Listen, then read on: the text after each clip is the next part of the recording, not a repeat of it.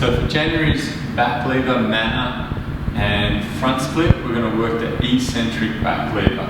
So when you're starting out with this, you want to just get that nice pike position, have the arms straight, and then all you're doing here is getting, even if you can't lift off here, you just get holding that position.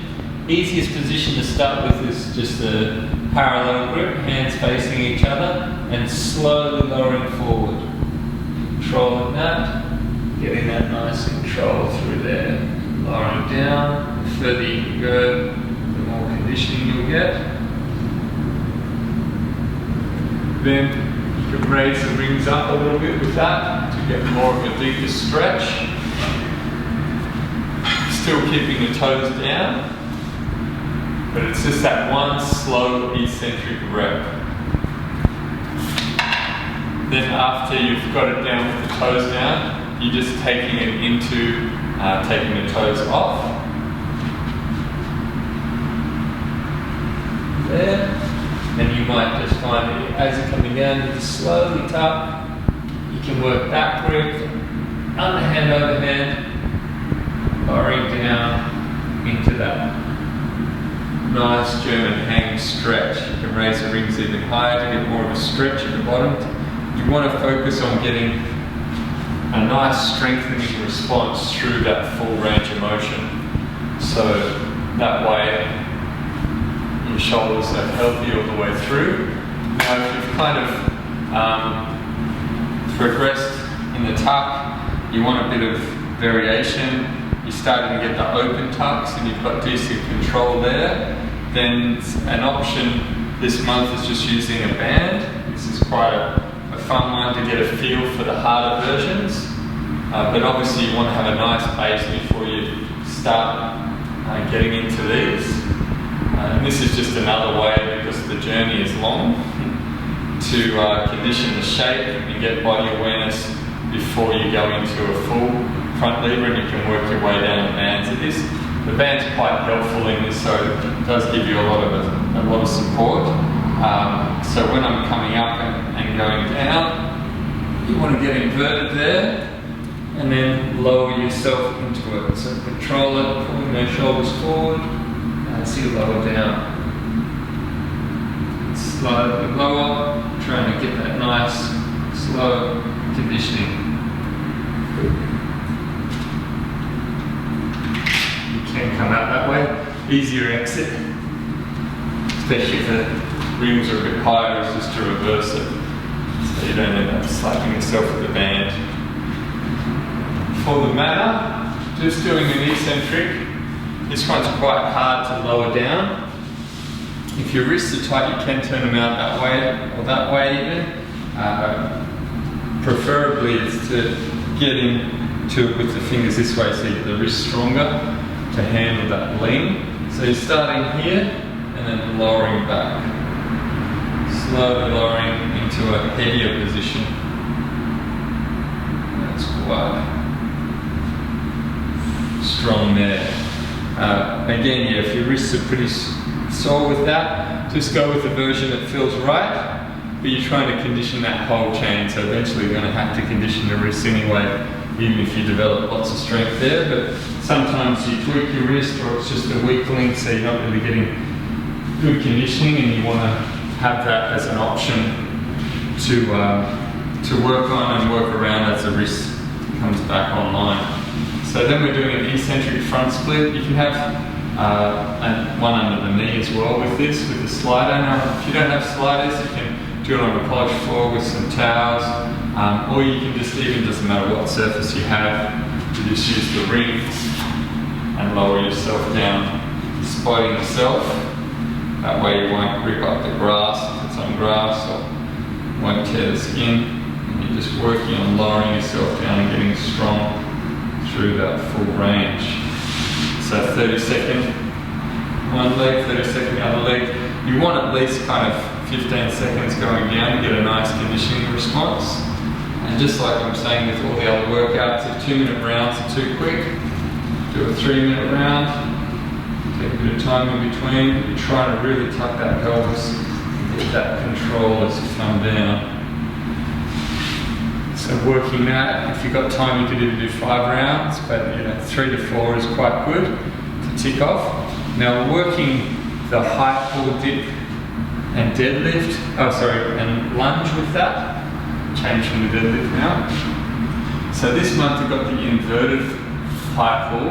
Now you might not even be doing a pull, but just working on just getting inverted. That might be where you're at, and that's cool. And you can even use a chair or a box to take you upside down if you're still trying to get that inversion entry. So you can work on that and just getting those hips up and just holding that. Just getting used to that. Usually the easiest entry for most people is the forward bend into it. So you just pike up.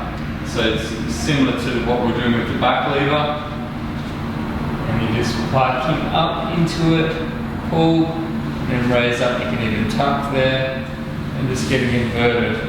So from there you want to try and work on just getting stable, getting some shrugs, and then if you're feeling strong and that's going really well, you can start to bend the elbows. It is a very heavy pull, so don't rush it.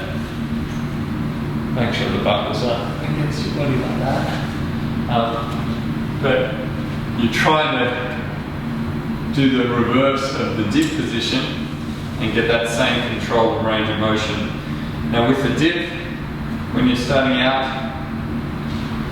and you're trying to develop a nice position, have the rings set up where you get a good turnout on your toes. So really get the chest up, come right down, get a nice stretch, turn out. You can raise them up, use the bands, raise them up in this position and start to go body weight. But you really want to get a nice position at the top. The Manna strengthening will help with that. But just ensure that you're not just doing half reps. So you're really getting a nice deep position and a nice high position in the turnout. And that way that strength in the dip will cross over into your muscle up. So depending on the rep ranges you're working, use the bands to help you get through there. Like I've said over and over, your 5 to 8 rep range is a nice, safe range to work with. 3 to 8 if you're going a bit harder in your strength area, and then you might even go up to 12 if you're looking for that, or your body responds better to that kind of 9 to 12 for hypertrophy to develop some muscle mass. Up to you. But these movements are, there's a bit of skill involved, so you don't want to force it too much, especially when you're first developing it. Now the lunge is a lunge twist. So just got a dumbbell twisting outside the leg.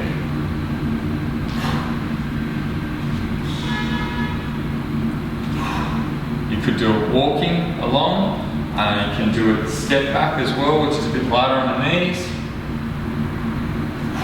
You can do it without any weight. Do it with a plate, kettlebell, whatever, but trying to keep your pelvis square, but rotate your torso. Now, with the core for this one, we're working on doing that bicep, tricep work. So this one is to strengthen the forearms, condition those, and then from here, the triceps. Now this is really hard. You want to try and get those shoulders nice and open, get those elbows in, ribs in, and press up and hit that handstand line. Super hard. And that's using weight. You can do the same thing with a band for both of those. Hold it a bit tighter when you're doing the bicep. And then you've got the tricep as well. We're just trying to hit that handstand line and get that stretch there. And press up. Getting that nice angle. For the legs on that one, up to you. A lot of people just need to work lunges to get more stable through the pelvis and a nice kind of cross pattern. You might want to do a lunge, just a basic lunge thing. The other one was a bit heavier with a twist. Might just do it square one side and mirror the reps, square the other side, mirror the reps, or step up, step back, jumping. Usually for that second workout, usually do an easier version so that way you've pre-fatigued and done heavier loading in the first workout. So there's those 3 workouts, doing the back leg of Manna, front split, then you've got the high pull, dip, and the walking lunge or alternating lunge with a twist, and then a bicep, tricep, and then an easier version of the lunge to finish it. Now, if your knees are a bit funky, then you might just do a lunge stretch, especially if you need to focus on getting more open through your hip flexors. So focus on doing those. Might be the way to go, or might just do a static split stretch each side. For myself, I'm taking the legs out of the pull-push workouts, putting them on one day, and then combining the overhead pull-push with the high pull and dip, and then just doing the horizontal pushing at the other end of the week, either Monday, Friday, and then Wednesdays I'll leave for leg day. So my leg day will be some lunges, some squats, some deadlifts, actually some sprints first. I'll do that because that'll charge me up a bit more. Or some box jumps, but then just doing that to condition my legs really heavy on one day a week. Now, that I'm doing that so I get more recovery from my legs, but if you want more efficiency and you're not really pushing that hard and you're still making good gains of splitting it up over 3 days, then definitely this is more just I'm kind of plateauing and trying to get a bit more recovery and work my body a bit harder and just break things up a bit. But yeah, shoot us through some emails on how you're programming and how you're putting everything together if you've got any questions with that, and then any questions with the workouts, so shoot us through the submissions so that way I can coach you effectively by looking at your form and your technique. See you soon.